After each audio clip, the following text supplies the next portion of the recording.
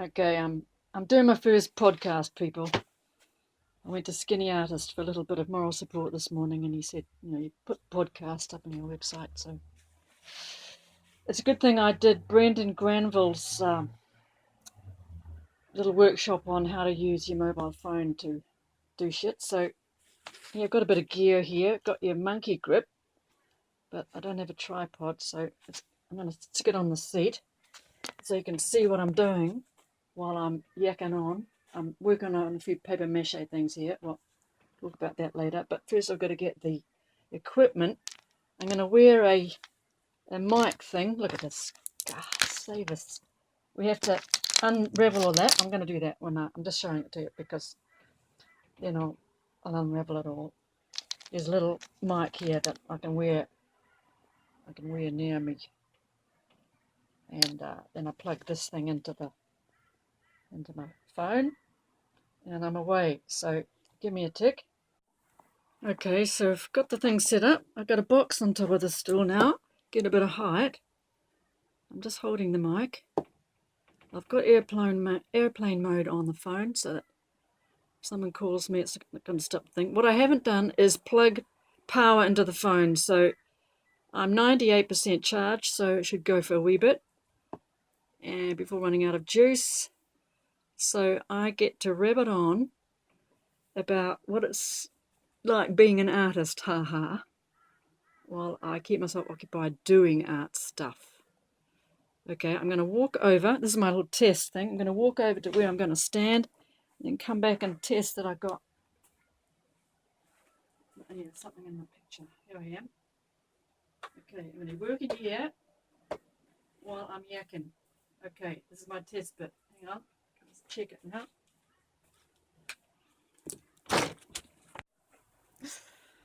Oh, gosh. You got to laugh. The technology.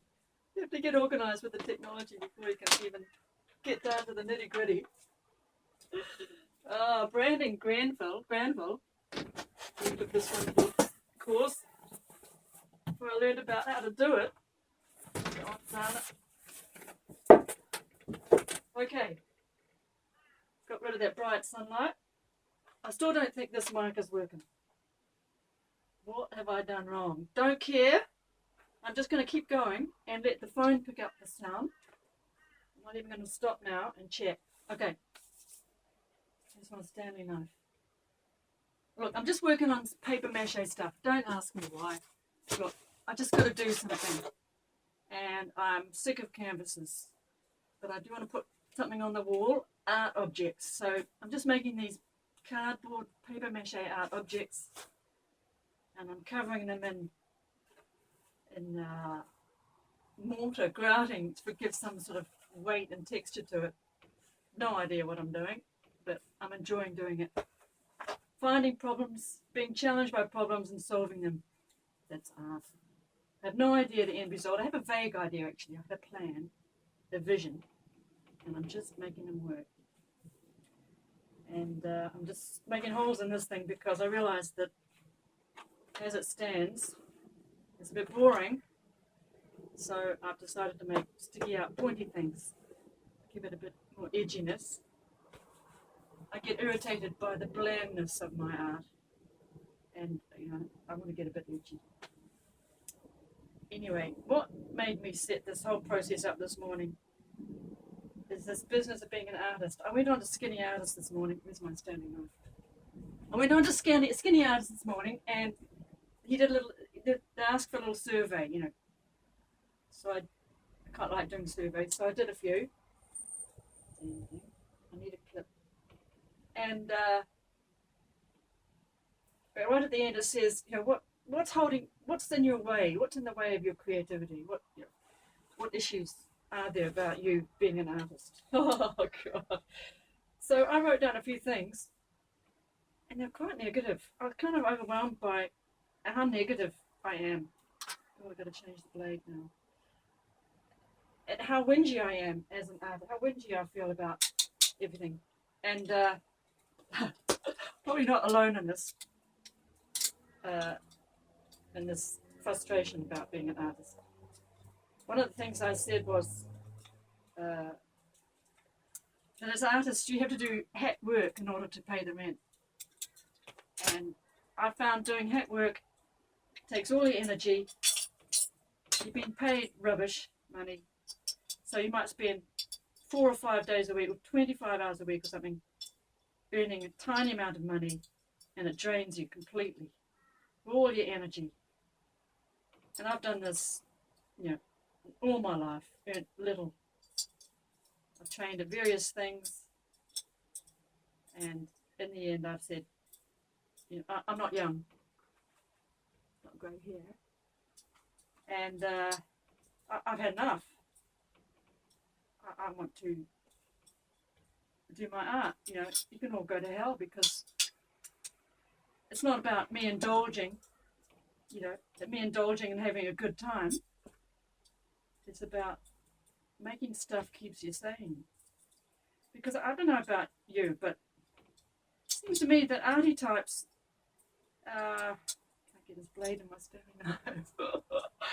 I shouldn't be talking and doing at the same time, but kind of I don't want to do one thing on its own. Being an artist means that you're affected by, things that are going on in the world, the warmongers and all the political shit and crap that goes on, and so doing art makes, not besides the negativity that's kind of emanating from your own being constantly, and it seems to me that doing art makes all that go away, and it just does, doesn't it? You're doing art, making stuff, working away, and you're not thinking the negative thoughts. You're not thinking, oh God, I can't make a living out of this, I'm hopeless, I'm not good enough, all that negativity. So you do a bit of art to keep yourself going, keep yourself sane, keep yourself away from feeling really unhappy. Even now and then I giggle because it's sort of hysteria situation. And I often think to myself, is it society hates artists or don't understand them, don't value them? And when you look at some of the hypocrisy that goes on, like these beautiful big museums that are built, and the sycophancy of politicians towards genius art, but right down here on the ground we're struggling to develop your art practice, and you've got to do it to get any better at it. You've got to keep doing it, but what support do you get? You can't survive as an artist until you're earning money from it. It's a catch-22, and it's just what's plagued me my whole life, really. The permission to do your art is about money. We all sort of insist on doing it because we know we can't not do it. So here we are, we're all pottering away in our little spaces,